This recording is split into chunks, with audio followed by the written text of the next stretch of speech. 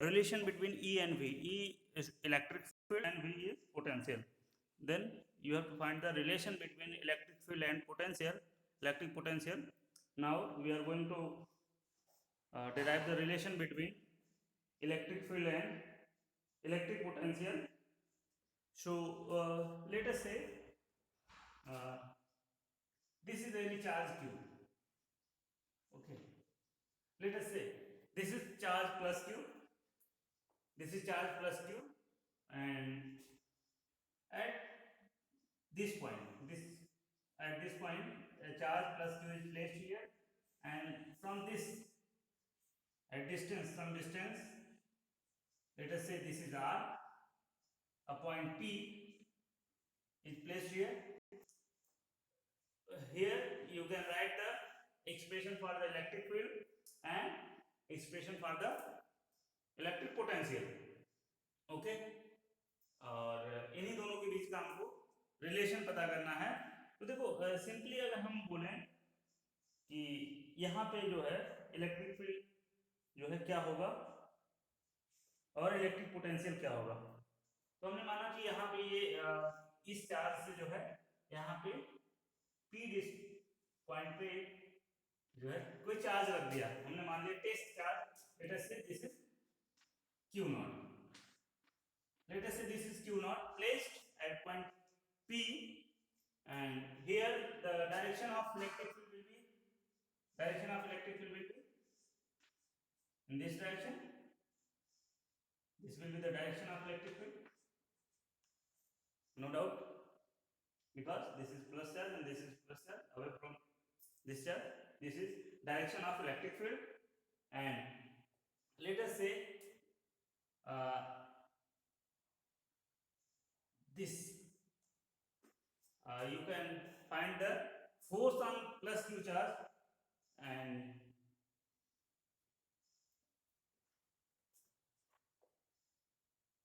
let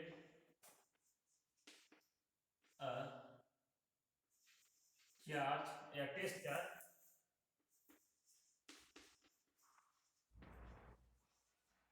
charge Q naught is placed at R distance. Let a test charge Q naught is placed at R distance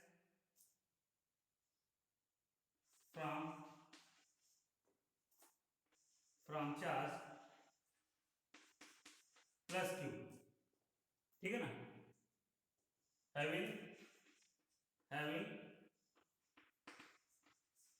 electric field E, having electric field E, ये plus Q charge है, इसकी वजह से ये electric field E है यहाँ पे electric field E. then this electric field will exert a force on this charge. भाई ये चार्ज ऐसा नहीं, देखो हम एक पॉइंट हम आपको बताए भी थे, आज भी मैं फिर से रिकॉल कर दे रहा हूँ. इस जो चार्ज है Q नॉट टेस्ट चार्ज जो यहाँ पे इस इलेक्ट्रिक फील्ड में लाके आपने प्लेस किया है, ये फोर्स एक्सपीरियंस करेगा. वो फोर्स कौन लगाएगा, कौन एक्सर्ट करेगा इस पे? ये इलेक्ट्रिक फील्ड ही एक्सर्ट करता है फोर्स. फोर्स जो है किसी भी चार्ज पे, इलेक्ट्रिक फील्ड में अगर कोई चार्ज रखा जा रहा है तो उस चार्ज पे जो है इलेक्ट्रिक फील्ड फोर्स अप्लाई करता है. तो अब देखो यहाँ पे अगर मैं पूछूं फोर्स कितना होगा, then force on plus Q naught charge is F is equal to Q naught into E. F is equal to Q naught into E. This is, and if we put here vector sign, then the direction of force on plus Q naught charge will be same in the direction of electric field. Electric field जिस direction में होगा test charge पे उसी direction में force लगेगा. ठीक है ना? This is force on plus Q charge. And now let us say here let us say this charge is displaced here in this That means here force is acting in this direction, force is acting in this direction, इस direction में force लग रहा है, ये हो गया direction of force. Okay, and this is direction of electric field. We are going to displace this q naught charge in opposite to the direction of force F. Let us say this displacement is dx. Let us say this is a small displacement dx for q naught charge against the force F. Then we have to do some work. Let us say this is this taken as r, so we are taking here dr. Okay, it will be good. This is distance r, and dr distance is the distance from small distance from P towards the capital Q. Okay, then you can find the work done for this small displacement. Work done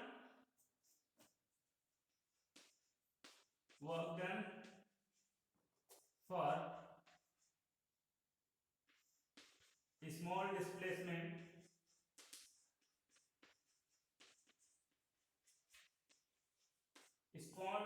work done for small displacement dr. This is dr displacement in this direction opposite to the direction of here. You can put here vector sign. Then it is dw.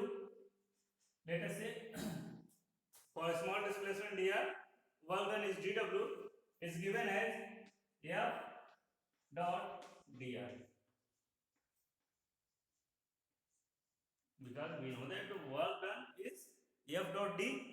Then you can write here w is equal to, putting or simply this is dot product a dot b. Then you can write here a dot b is equal to ab cos theta. Then you have to find the angle between f and dr. F and dr. Dr is in this direction. This is dr. Dr is in this direction from P to this charge Q, and force is in this direction. That means force F and dr are in opposite direction. That means the angle between F and dr is 180. Now then you can write here F dot dr, F dr cos 180. 180, or simply you can write pi. Okay, now dw will be value of cos 180, its value is -1. This is -1, so put here minus and put the value of f from this equation. F is equal to q into e. F is equal to here q naught. Okay, we have let's see q naught into e and dr. Okay, or dw, this q naught taken here, q naught divided by w. dw upon q naught is equal to minus e into dr. dw upon q naught, put q naught here, dw upon q naught minus e into dr.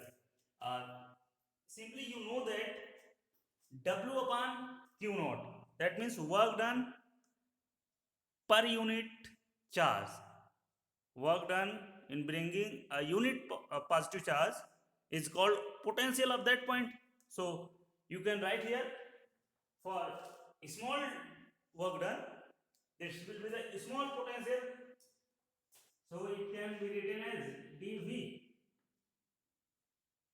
Okay, so it can be written as dv is equal to minus e into dr. Okay, or dv upon D R is equal to minus E, DV को यहाँ पे ले गया, D R को DV से divide कर दिया यहाँ पे, ठीक है ना। अब देखो क्या होगा यहाँ पे, और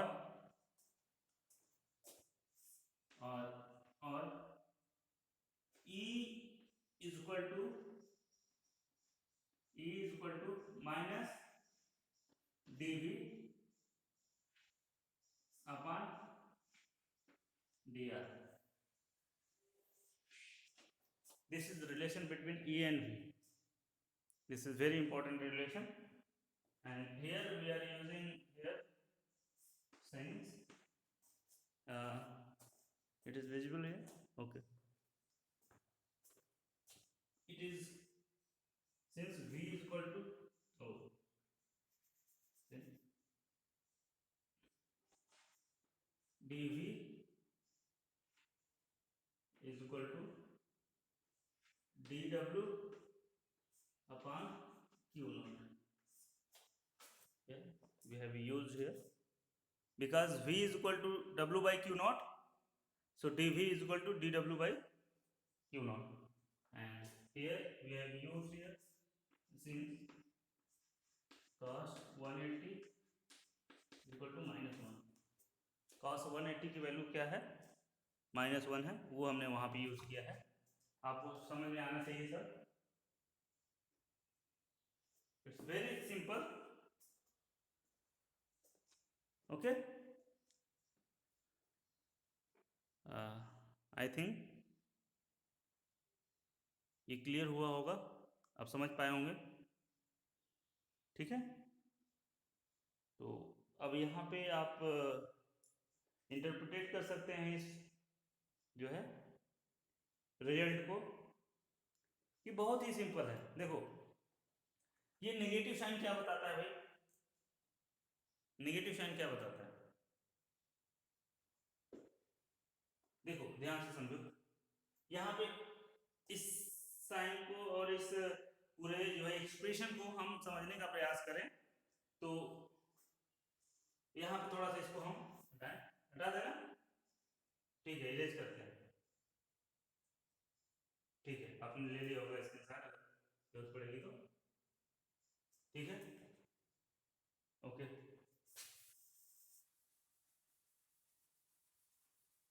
अच्छा, ये here dV upon dr, it is called potential gradient. Here dV upon dr is called potential gradient. Potential gradient.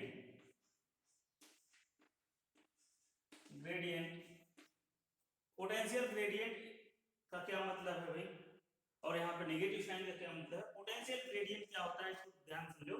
Potential देखो dV upon dr, तो potential gradient will tell us the rate of change of potential with respect to distance. Rate of change of potential with respect to distance, r के साथ potential कैसे very कर रहा है वो बताता है ना. यूनिट डिस्टेंस मूव करने पे पोटेंशियल जितना चेंज होगा, that will call potential gradient. Okay, and अब देखो पोटेंशियल ग्रेडियंट, और ये नेगेटिव साइन क्या बता रहा है, नेगेटिव साइन ये बता रहा है कि इलेक्ट्रिक फील्ड जो है, इलेक्ट्रिक फील्ड की डायरेक्शन में जाने पे पोटेंशियल ग्रेडियंट जो है वो क्या करेगा, डिक्रीज करेगा.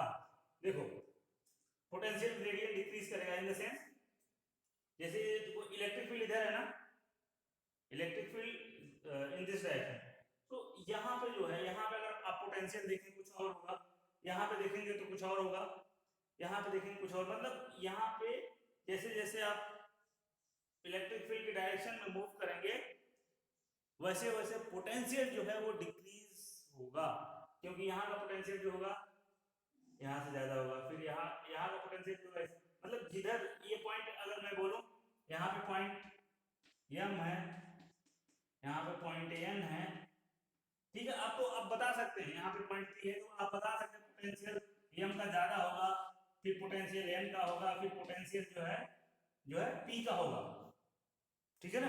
तो ऐसे इसी प्रकार से आप बोल सकते हैं ना, D V M upon D R is greater than D V N upon D R, ऐसे सिंपली।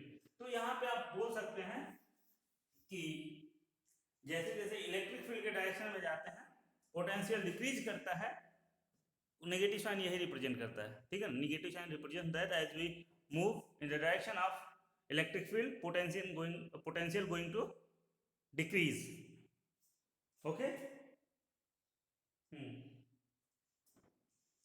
और देखो यहाँ पे एक नई यूनिट आती है इलेक्ट्रिक फील्ड की। यहाँ पे अगर भाई सिंपली मैं इसको लिखूं यहाँ पे, तो देखो simply E is equal to क्या, V बाई डी लिख सकते हैं सिंपली, अगर ऐसा लिखना चाहें तो पोटेंशियल अपॉन डिस्टेंस। तो SI यूनिट ऑफ SI और SI यूनिट ऑफ, इसको dV बाई dr भी लिख सकते हैं ना। dV मतलब टोटल पोटेंशियल, अगर हम इंटीग्रेट कर दें तो V dV के स्थान पर V आ जाएगा और dr के स्थान पे R आएगा। R को हमने D भी लिख दिया, अगर यहाँ पे डिस्टेंस D है तो उसको सिंपली D भी लिख सकते हैं। तो यहाँ पर इस फॉर्मूले से भाई अगर E की यूनिट आपसे पूछी जाए, SI unit of E, SI unit of E will be SI unit of V upon SI unit of D। तो SI यूनिट ऑफ V क्या होगा, volt, SI unit of V stand for volt ना, potential है, और upon SI unit of D मतलब distance है, this metre, ठीक है ना। तो यहाँ पे आप ऐसे भी बोल सकते हैं वोल्ट पर मीटर। वोल्ट पर मीटर भी एक जो है इलेक्ट्रिक फील्ड की एक यूनिट ये भी है, वोल्ट पर मीटर, ठीक है ना, ओके।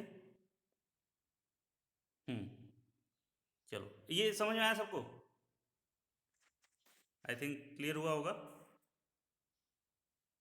हाँ चलो, अच्छा अब यहाँ पे एक और पॉइंट मैं बोल दूँ आपको कि जो है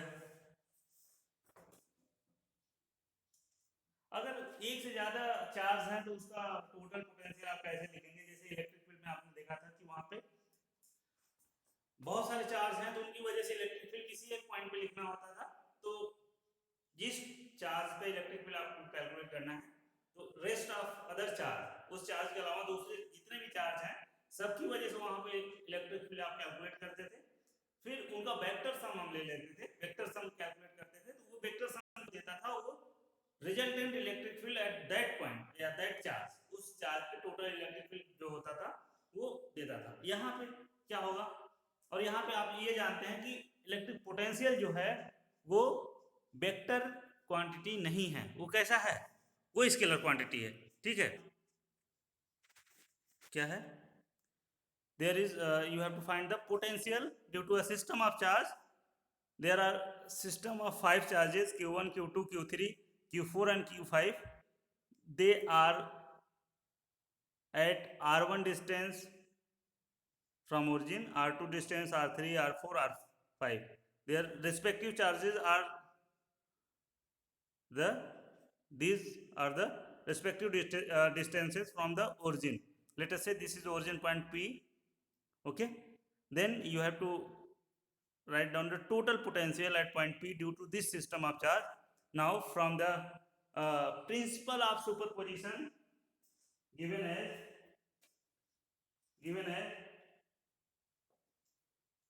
by the principle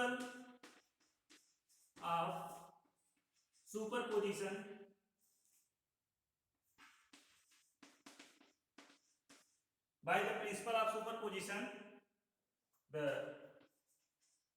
by the principle of superposition the total potential at point P due to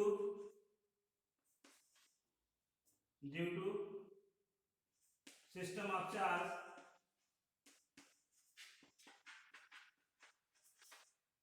total potential at point P due to system of charge is will be total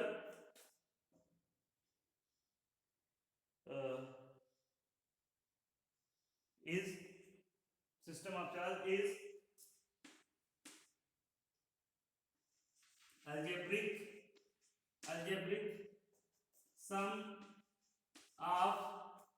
algebraic sum of potential due to each charge. इसकी वजह से जो potential होगा V1, इसकी वजह से होगा V2, इसकी वजह से V3 होगा, तो सभी पोटेंशियल का क्या करें हम एल्जेब्रिक सम कर लें, तो वो टोटल पोटेंशियल होगा at point P. Okay, algebraic, ठीक है ना, एल्जेब्रिक सम ऑफ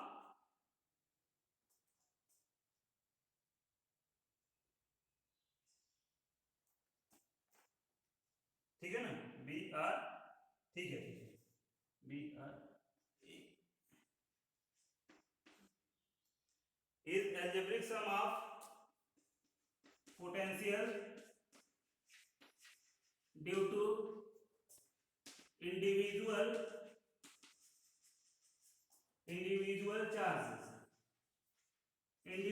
चार्जेस, हर एक चार्ज की वजह से जो पोटेंशियल होगा उनका अगर हम सम कर दें तो वो टोटल पोटेंशियल देगा एट पॉइंट P.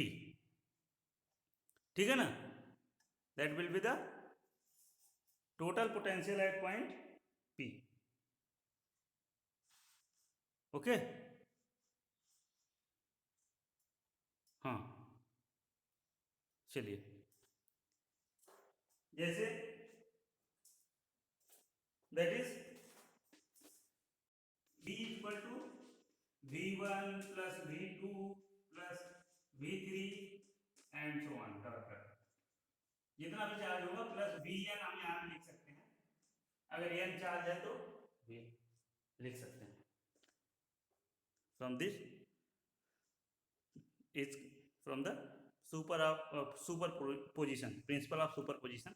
यहाँ पे आप V1 V2 V3 सब की वैल्यू आप जानते हैं ना भाई, V1 V2 V3 सब की वैल्यू आप जानते हैं. यहाँ पे हम लिखना चाहूँ तो V1 की वैल्यू क्या होगी, V1 क्या होगा 1/4 pi epsilon not Q1 upon R1 होगा नहीं, Q1 चार्ज की वजह से और पॉइंट P पे निकाल रहे हैं, R1 डिस्टेंस पे है, और यहाँ पे V2 1/4 pi epsilon not Q2 upon R2 and so on. ऐसे V1 V2 V3 सब की वैल्यू आप निकाल सकते हैं. सबकी वैल्यू निकालने के बाद उनका हम एल्जेब्रिक सम कर दें तो वो देगा आपका total potential at point P. Okay, clear हुआ? ओके.